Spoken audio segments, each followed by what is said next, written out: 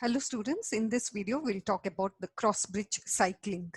We'll actually talk about the steps involved in cross-bridge cycling in the skeletal muscle contraction. So first we must know before the steps the initiation of the cross-bridge cycling.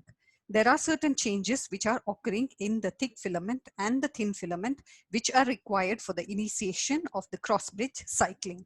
So what are these changes? The first change is the energizing of the cross bridge or the myosin head. That is, the head of the myosin molecule binds with the ATP or adenosine triphosphate. And immediately this adenosine triphosphate will be hydrolyzed by the myosin ATPase, which is present on the myosin head, which causes the breaking of ATP to adenosine diphosphate and inorganic phosphate. This is called as the energized myosin head. And the second change which is involved in the initiation of cross-bridge cycling, which occurs in the thin filament, is the uncovering of the binding sites on the actin molecules.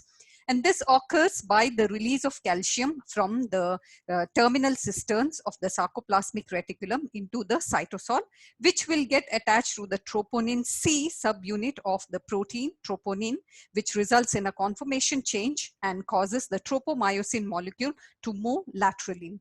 When the tropomyosin molecule moves laterally, there is the exposure of the active sites, or there is uncovering of the binding sites on the actin molecules to myosin head.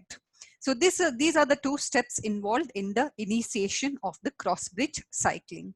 Coming to the first step after that is the formation of the actin myosin complex, and this occurs by the energized myosin head will extend perpendicularly at 90-degree conformation towards the active site and get attached to the actin filament or the thin filament, and this will form a complex which is called as the actin myosin ADP PI complex. So that is the first step in the cross-bridge cycling. Now, once the complex is formed, that is the actin myosin ADP PI complex is formed, it triggers simultaneously the following two events. The first event is the release of ADP and the inorganic phosphate from the complex. And the second event which occurs is the flexion of the myosin head from the 90-degree conformation to a low energy 45-degree conformation. And this change will generate a mechanical force and the cross bridge will move, and this is called as the power stroke. So this is the second change which is occurring in the cross bridge cycling, or the second step. Now, after the power stroke, there is the detachment of the myosin head of a cross bridge. And this occurs as there is release of ADP and inorganic phosphate. This will allow a new ATP molecule to bind to the myosin head.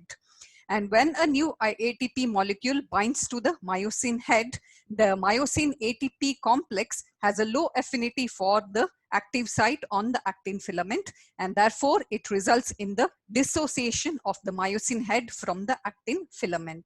Basically, there is detachment of the myosin head of a cross bridge from the actin filament, which you can see here. So the myosin head is detached from the active site. So this is the third step in the cross bridge cycling.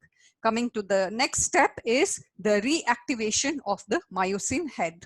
Now ATP is attached to the myosin head, and the freshly bound ATP molecule is split again by the myosin ATPase, and the myosin head is reactivated for the next cycle to begin.